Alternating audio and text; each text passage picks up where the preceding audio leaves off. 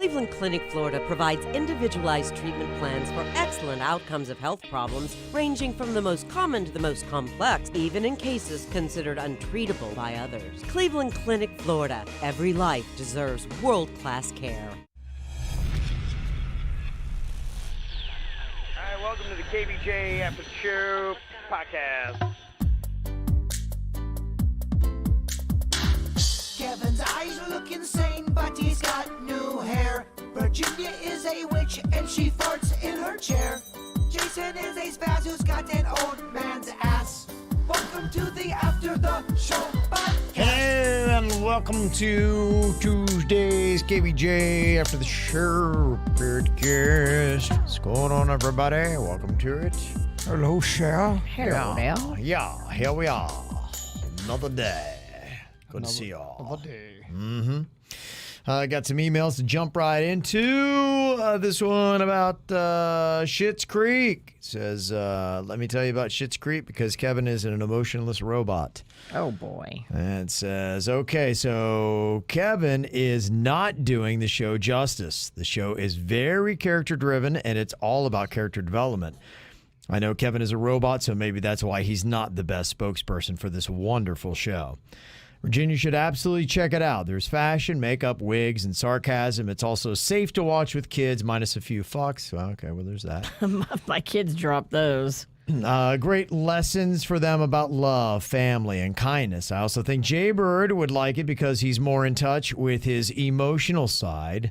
Love you for it, Bird, LOL. And Schitt's Creek is similar to The Office, where fans watch it over and over again and catch something new every time. There's Easter eggs as the season goes by and ongoing jokes that you might miss the first time. There's smart comedy, and they never go after low-hanging fruit, Jay-Bird. I love Gilmore Girls, too, and this show has replaced it as my new favorite. Please watch it. Huh. It takes some people a few episodes to really get into it, but I promise it's worth it. Episodes are 22 minutes long, so it's not that huge of a time commitment. Okay, you just sold it to me. Mm-hmm. I think you did a good job the other day. I didn't think you were that dicky about it. I don't know. I didn't apparently sell it well I enough. thought you really praised it. Yes, apparently not good enough. It was actually- too emotionless. You made me want to see it. You've been emotionless plenty of times in your life. Yeah. I did not think not that this was time, maybe. I Yes. didn't think that was Okay. I Hey. thought it was an odd critique, but apparently still stiff. Either way, I will check it out. Look, I'm just happy they're not critiquing me. They're critiquing you. Yeah, so, right. yeah. Don't worry, you're going to get yours. Just to let you know, too, watching it, that was the one challenge for me. In fact, it was quite a surprise for me. I did not realize because I had watched it originally on Netflix. And then I'm like, when's this final season going to drop? And I finally found out that it was actually airing on TV. And I was able to record it there. But to make it easy for you, Comedy Central is going to air all 6 seasons of Schitt's Creek beginning on October 2nd. And then the final season will finally be heading over to Netflix as well. Oh, okay. Yes. So that starts on October 7th. So, yeah, Netflix already carries the first 5 seasons. So starting on October 7th, you'll be able to get them all in one convenient place. You can either go to Comedy Central, October 2nd, or all of it you could binge through starting October 7th on Netflix. Thank you. Just don't have Kevin try to sell it. Yeah, Because I'm not going to try to sell it because I'm not going to be able to. Motionless robots can't do that. Another suggestion here. Denise wanted to let Jaber know the same producers that created the show that Jaber was on called Paranormal Caught on Camera. They've got a new show called Doomsday Caught on Camera, and it's pretty amazing. You should check it out on Saint Channel. I love all that shit. I love catching, the one I love to watch is the craziest Mother Nature moments ever caught on video. Mm-hmm. It's really, really, really fun to watch. That's where I saw that meteorite come down in Russia. The guy's got his dashboard cam, and it just looks like the end of the world. That leveled crazy. that forest. Do you know if anyone died in that? I don't remember the death on that, but I just remember seeing the forest. I don't know how somebody didn't. I mean, it's just crazy. If you're driving and you see that, I mean, it was so up close and personal. You think it's the end of the world. I don't know how you don't. Yeah, I would probably be like, oh, this is it. I'm coming, Lord. Got Derek sent this email about Weird and Whatever. He said, are you familiar with David Gore? He's a serial killer in the early 80s in Vero Beach. I believe he killed 7 women. He was a grove manager who had a trailer that he lived in on a citrus grove, and he buried some bodies there. Oh, boy. He was eventually caught and then executed in 2012. Evidently, while he was still alive, he had a pen pal. And through letters to this pen pal, he said that his kill number was more like 20 women and that there were more bodies buried on the same property. And he sent maps as well. Now this pen pal has a podcast and maybe just looking for attention, but it's called Murder Phone. Don't answer that one. Just so this is what he looks like for all you people. David Gore. Of course, it's black and white. He looks like what you would expect for a serial killer. I mean, does he not look like your textbook Custom made, everything you could have to do. serial killer? I mean, we could try to recreate. Yeah, how? Yeah, What would you? They're all not cute white guys. It could be that could be the BTK. I mean, it's the same look. Yeah. They're all not cute white guys. Now you see like how the FBI is able to profile, because there is a serial killer look. There is a serial killer look. I mean, mustache alone kind of makes you suspect. Especially in that era, that was seemed like a big serial killer era. Well, here's the thing about the serial killers. They all pretty much claim to kill more than what they... Are they telling the truth? I don't know. Do I feel like there's some serial killers out there that have a lot of victims that haven't been caught yet? Yeah, I do. Think about all the people that go missing. And we never know what happened to all those missing people. But, even with the Ted Bundy was trying to save his ass from being fried, and he was trying to get clemency, and by doing that, he was trying to tell the cops and everybody, I've killed 100 people. I think he's been accredited to like 23 or something. I forget the number, but Ted Bundy says he killed over 100 women, and he was going to, for his, in exchange of his life being saved, he was going to let the police know where these bodies were at. And at that point, he had fucked with the police so much they were like, no, Ted, you're gonna die. So I guess, at the point where you're already convicted for murder and you're going to go to the chair or whatever, then, why not? Well, why try to inflate that number? Just like you have rivalries in sports, they have rivalries with serial killers. The Green River Killer and Ted Bundy were killing at the same time in the same killing ground. And Bundy looked at the Green River Killer. He's like, dude, he goes, you kill hookers. I kill things that are not easy to kill. You kill hookers, easy. Get them in the car. And that was his outlook on the Green River. He looked down on the Green River Killer. Dang. Because, Green River Killer would get the prostitutes and then go in the car real easy with them. Isn't that crazy? It is crazy.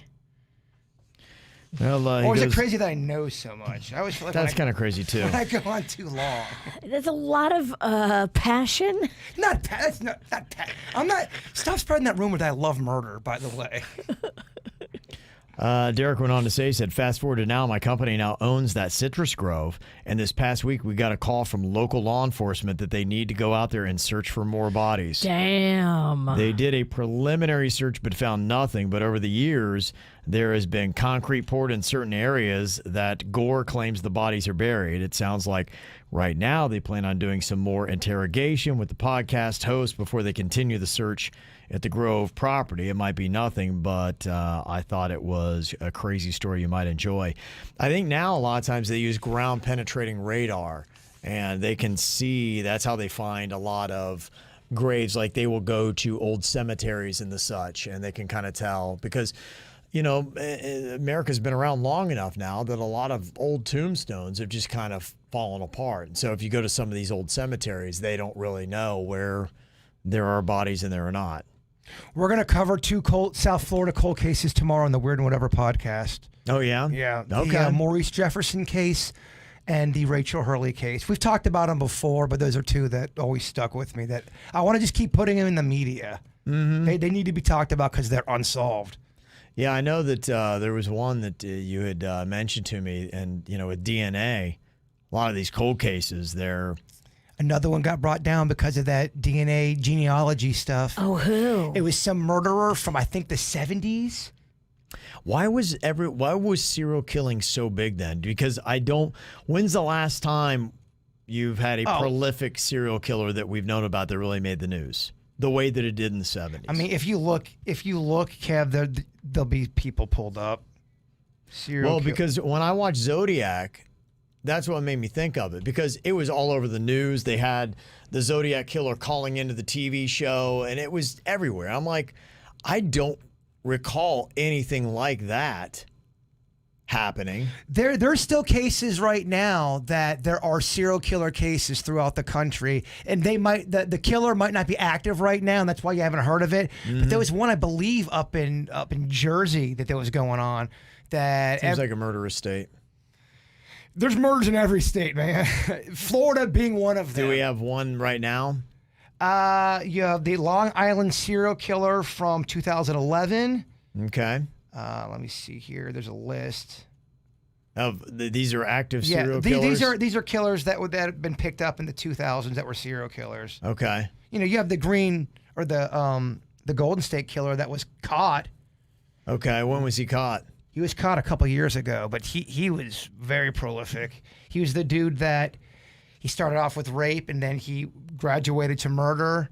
That's the guy he plays like he's all sick in court. Yeah, DNA brought him down. DNA brought him down, but to your point, he hadn't killed in a while, at least so you think. Well, I think a lot of them get to a point where they realize physically you're not as strong as you were in your 20s and 30s. Now you're in your 40s or 50s or 60s, and you get hurt trying to commit your crimes. And I think, people get old, just like you get off your game. Yeah, BTK wasn't young, though. You're right. I think some of them, too. I think testosterone plays a part. I think, because testosterone typically, you look at the guys that are roided out and they get aggressive. And testosterone usually is the hormone that's pushing that. As guys get older, a lot of guys are losing testosterone. And that's why old guys just get mellow. Can the serial killers lose it quicker? Someone in the chat room was talking about with the Ted Bundy and the Green River Killer. Did they compare notes? They caught Ted Bundy first, and then they went to Ted Bundy, and Ted Bundy helped get the Green River Killer. He helped put a whole profile with what the Green River Killer was. Crazy. Green River Killer's like, hey, dude, #be cool. Yeah, but we were in this together. You always wonder if they cross paths. Did they kill on the same weekend? Yeah, isn't that weird? That is. You take Tuesday, I'll take Thursday. The one that you told me about was Wendy Jerome. This happened in Rochester, New York. She went to deliver a birthday card to a friend who lived nearby. This was about 7 p.m. Thanksgiving in 1984. She was 14 at the time, had to be home by 8 o'clock, and when she didn't return home, her parents became frantic. 3 hours later, they found her body in an alcove behind a school near her home, and she had been beaten to death. And they just found the killer using familial DNA. Who was it? Timothy L. Williams at his home in Melbourne, Florida. They got him on Wednesday last week and charged him with murdering Wendy Jerome. That guy was living his life. In Florida. In Melbourne, yeah. Look at that shit. That's crazy. I wonder, because when I was growing up, and this is so long ago that I don't even know if I remember all the details, but there was a neighborhood kid that was snatched, and they found the kid dead behind the elementary school a day later. And you made me just think of that just now. I wonder if they ever figured out it's weird who did it. Because there's cases I look up that I know for a fact happened in Lake Park or Palm Beach Gardens back in the 80s and 90s. And everything's online these days, and you can't find a single fact, a news article, nothing about it. It's crazy. Yeah. Mm-hmm. I'm going to look it up. Got an email here, a challenge for Jaybird. It said, in the midst of what you guys were talking about yesterday with Mike Tyson fighting Roy Jones Jr. in the exhibition match, I was wondering, Jaybird, since you love doing different all types of challenges, would you fight Mike Tyson for a winning lottery ticket of $1 million? The terms are 54-year-old Mike, 2 full rounds, and no head protection. Just with the gloves? Yeah. Do I do it for $1 million? Yeah. Shit, yeah. $1 million? Yeah, that's Shit, pretty good. Is that the final offer? I just let him knock me out. I'd take a couple punches and then boom. I wouldn't last 2 rounds with Mike Tyson the way he'd. I'd take a chance. I would hope he'd hit me once, and I'd be okay. I'd take a hit and go down. I'd be like, yeah, I'm good. You can't take. What are the stipulations? You can't take a dive. If you were able to get back up, you got to. I'm not really taking a dive. The bitch hurt me. Why? I think there's a good chance he's gonna knock you out. I know. I legitimately hurt. I'm down for good reason. Okay, if you're legit hurt, you stay down. But if you can get up, you have to get up. Yeah, I probably can't get up. I think I'm good. I'd rather get hit in the face than the stomach. I just feel like Your kidney. well, just everything. Have you ever been fully hit in your stomach? I mean, punched in your stomach. You lose your wind. You think you're gonna piss blood for 7 years. It's terrible. I've taken one to the face. I've taken one to the stomach. I'd gladly take that. Gladly, I'd take one to the face. Gladly. I welcome it. I'd rather take one to the face. What about you, Kev? I think I'd probably take a body blow. I think that'd be better. Because, yeah, when you get hit in the head, you get your bell rung like that, you might leave some permanent damage. I think it's easier. Kevin's fucking ripped on his belly area. Yeah, my head's not so solid. Yeah, that's the way I would do it. You been doing crunches? I just started doing a few yesterday. Yeah, I mean, I really didn't do anything before yesterday, just a few mild things here and there. And yesterday wasn't impressive because I realized this bitch out of shape. But yeah, I got going every day now. Now I got, everybody's gone. I got a little bit of quiet time. I'm at home alone and all that kind of good stuff. Oh, Zen Kev is back. Yeah, it's kind of nice. Well, it was just with everybody there before. Yeah, it was just, too awkward or weird, and I didn't really have a place to do it. So now, yeah, I gave it a shot. It's going to take a while to ramp back up, but I'll get there. Are most parents that way, or they love their kids, obviously, but you also kind of want your kids to scram, shoo, get the fuck out? I think parenting is about balance.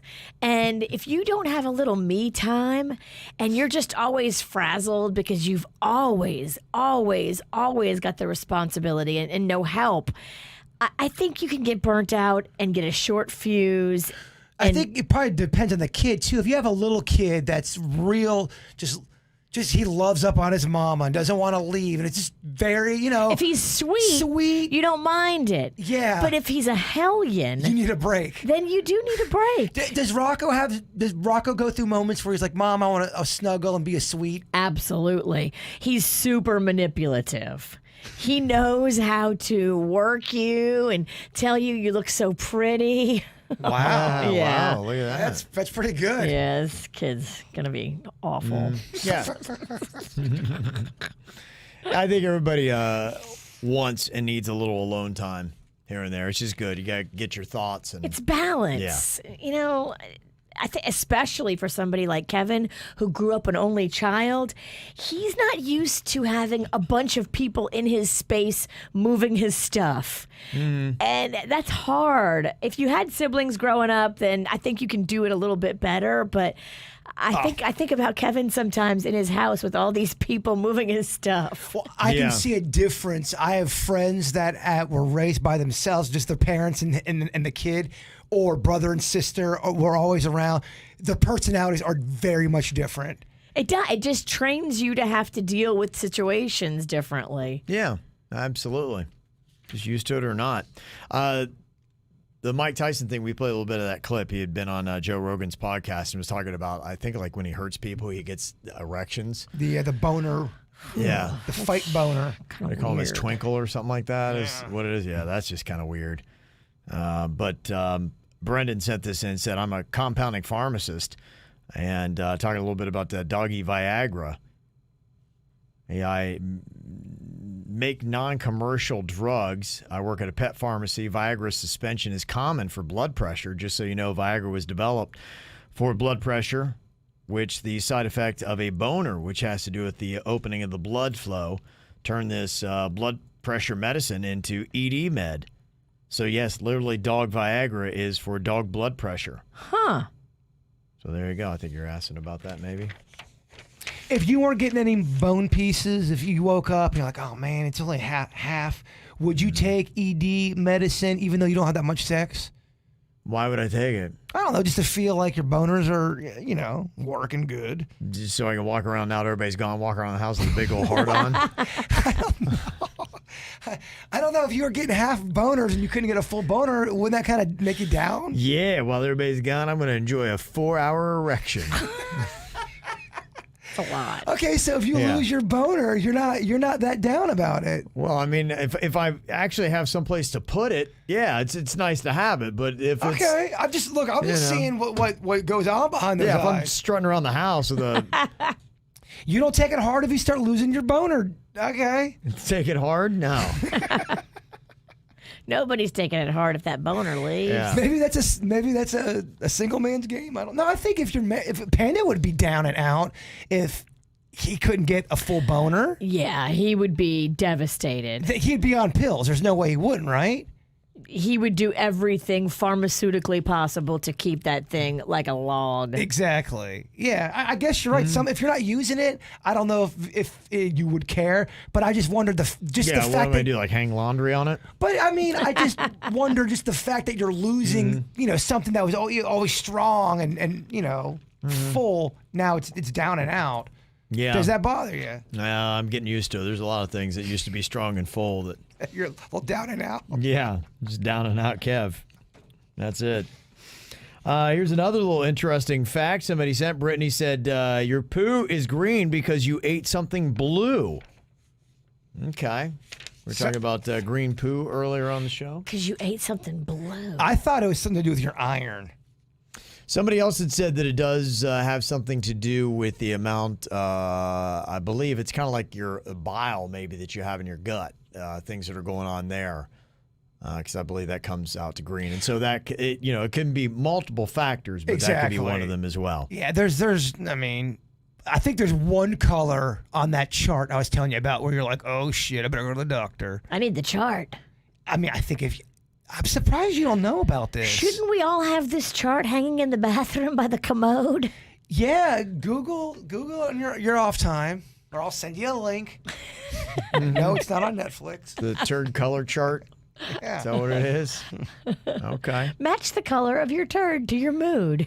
It's supposed to show you where your health is at. Huh.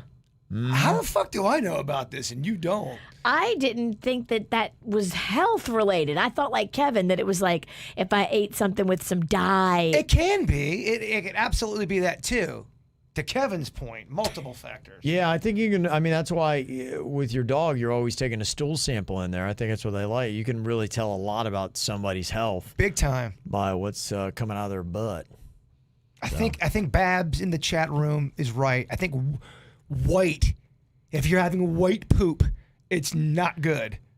No, it doesn't sound like it'd be good. Does that sound weird? What if you've eaten a lot of chalk? Well, that's probably not good. Mm-hmm. Okay. Got an email here from Patty. Yesterday, I was talking about that gold-plated Lamborghini that I saw driving over the bridge to Palm Beach. Yes. I was like, dang, look at that thing. She said, just so you know, the gold-plated Lamborghini you saw is not $350,000 or $450,000. It is a $550,000, and it is gold-plated, an eighth of a scale model carved out of a solid piece of real gold. It actually sold for $7.5 million. $650,000 of that went to charity. I had to know for myself. You guys make me laugh daily. Patty had said that. Somebody else had said, oh, it wasn't gold-plated. It was a gold wrap or something like that. And I don't know. I mean, it looked like it was a bar of gold. And it was a Lamborghini. I'm like, holy crap. Boy, that's a way to get attention, huh? They're just trying to say, I got some money, bitches. It's a Lambo. It's a fucking Lambo. Yeah. I heard your boy talking about a Lambo.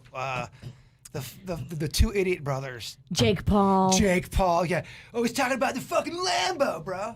Fucking Lambo. Yeah. Oh, it's the worst. Well, I had seen something interesting about it today, too, that Ferrari, which is an Italian sports car. And back in the day, apparently Ferrari had a beef with this guy that had a tractor company. And he's like going, you could not drive or handle one of my cars. Stick to your tractor. And that guy's like, oh, yeah? Fuck you. He made his own car. That car became a Lamborghini. That was the tractor maker's name. That's why you have Lamborghinis, is because Ferrari taunted him. He actually made tractors, Lamborghini tractors. And the guy said, you couldn't handle one of my Ferraris. And he's like, all right, I'll build my own damn car. And so that's how you have Lamborghini. Fascinating. You teaching us shit left and right. Look at that, huh? Look at that. Boom, dropping some knowledge on you. Let me see here. Kara with a little conversation starter. She says, I heard a really great conversation piece. I thought I'd present it to KVJ. It's your very last day in South Florida. You planned the last 3 restaurants you would go to for breakfast, lunch, and dinner, and what you would order at each. No COVID in this scenario, of course. I look forward to hearing your answers. Wow. Okay. Let me think. And this is all local, right? Yeah, I guess so. It's stuff you would go to. I'm trying to think. You know, breakfast places, my wife and I, before the pandemic, we would every Saturday morning, we go to First Watch. It was kind of our little thing, and I love that. But that's, kind of a chain that you can get those a lot of different places, so I feel bad at saying First Watch.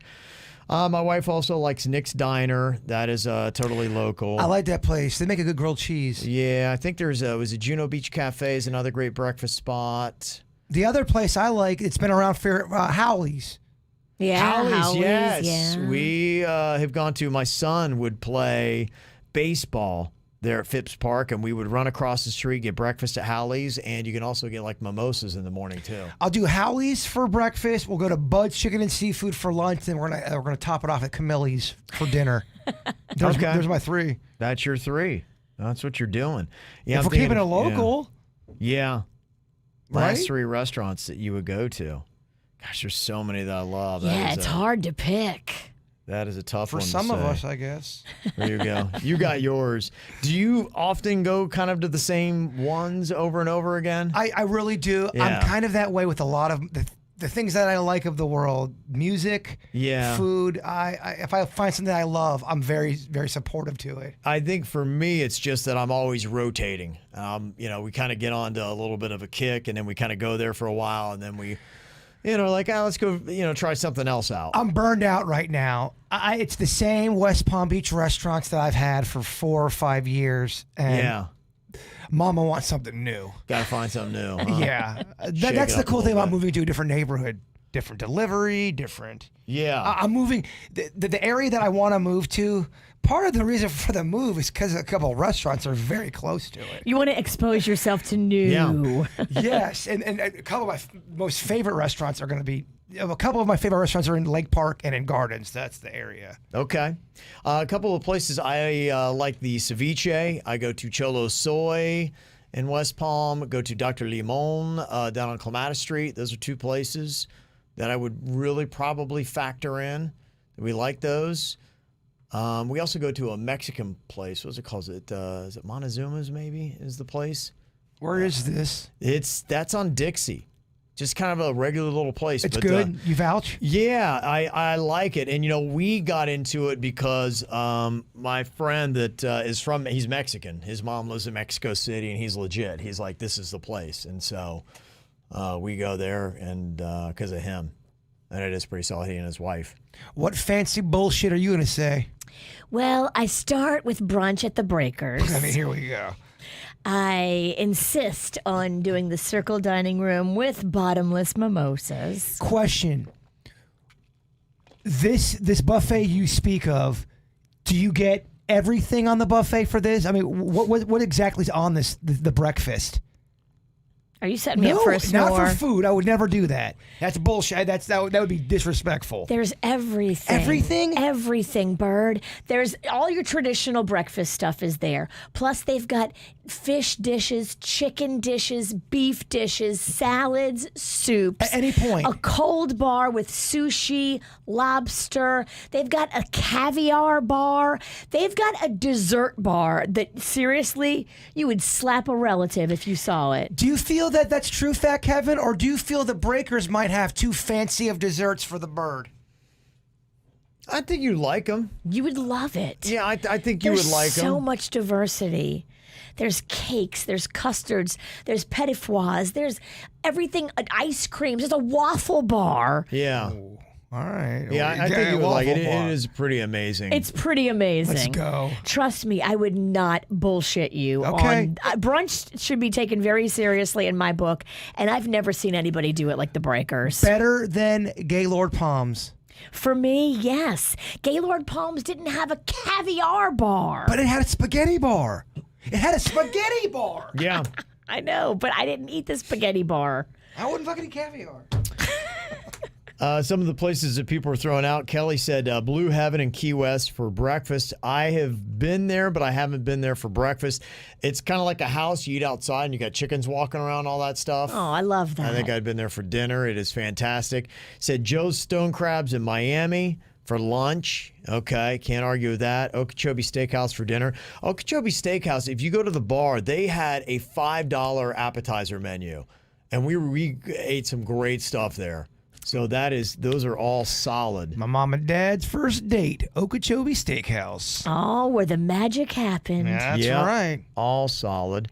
Let me see. Somebody said Beauty and the Beef at the mall in Wellington Green is awesome. Tucker Dukes has great brunch. Yep. Let me see here. What else did people throw out? There's a couple good ones. Whale's Rib, Deerfield Beach. I was there not too long ago. I think a little bit pre-pandemic. That's fun. They have oysters and all that kind of stuff you can get there.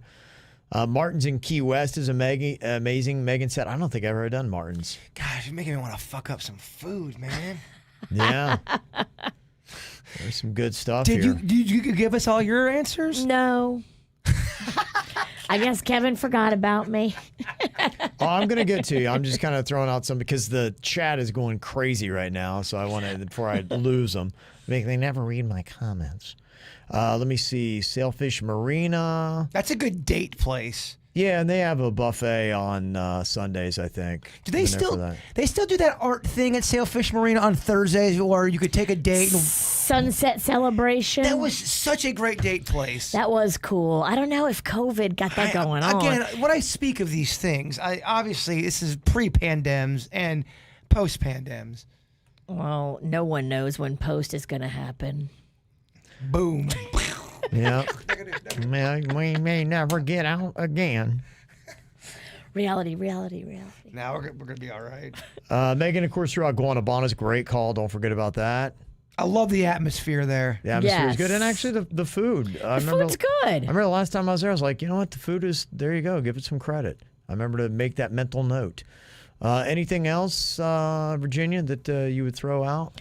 I love Japanese. I love sushi. I love real deal, authentic. So for me, the best place I've found is Ibisu.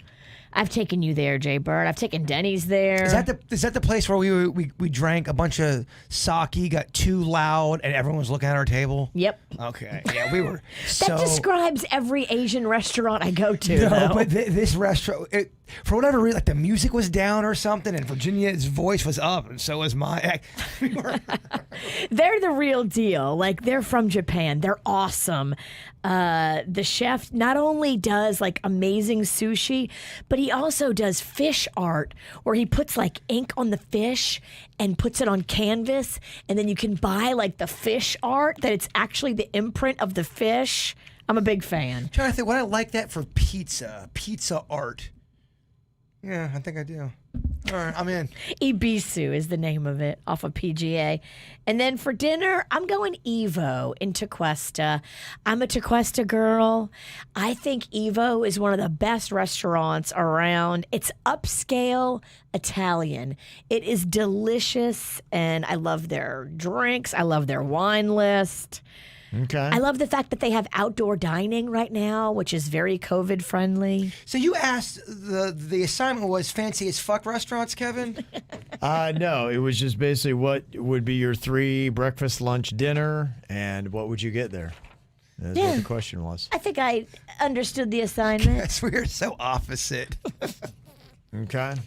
All right, well, a great question and something to think about. It'd be nice to be able to get out and actually do it. That was a thinker. I love that question. Yeah.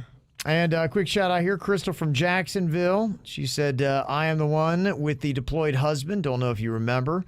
Virginia did say to check in, and well, it's a nice way to send him some smiles his way. We're 3 months down of deployment, although I can't say how much longer we have. I can say it will be sometime in 2021. They have made port stops in Spain and Greece, but because of COVID, they couldn't leave the base. Ugh. But it's checked off his list of places he's seen while in Greece. He was able to download some KVJ podcasts. Very cool. He's excited about that, so he's been listening, keeping up with what's going on. Can y'all send him a hello, safe travels, and come home safe? Go Navy. Absolutely. What's his name? And there he is. Big old stud right there. Give him a chant. Yeah. What's his name on his shirt? It says his name right there. It says McKnight. Okay. McKnight. McKnight. USA. That's cool. USA. What? USA. Nothing but love and respect for what you're doing there. Amen. That's awesome. That I is hope he gets to fantastic. hear that. Me Yeah. too. Hope so too. So there you go. Thanks for everything you do. All righty, y'all. That's going to do it for us today. Thank you for all those emails. You can keep them coming. mail@kvjshow.com. mail@kvjshow.com. Enjoy your Tuesday. We will see you later. Goodbye. Cleveland Clinic, Florida provides individualized treatment plans for excellent outcomes of health problems ranging from the most common to the most complex, even in cases considered untreatable by others. Cleveland Clinic, Florida. Every life deserves world-class care.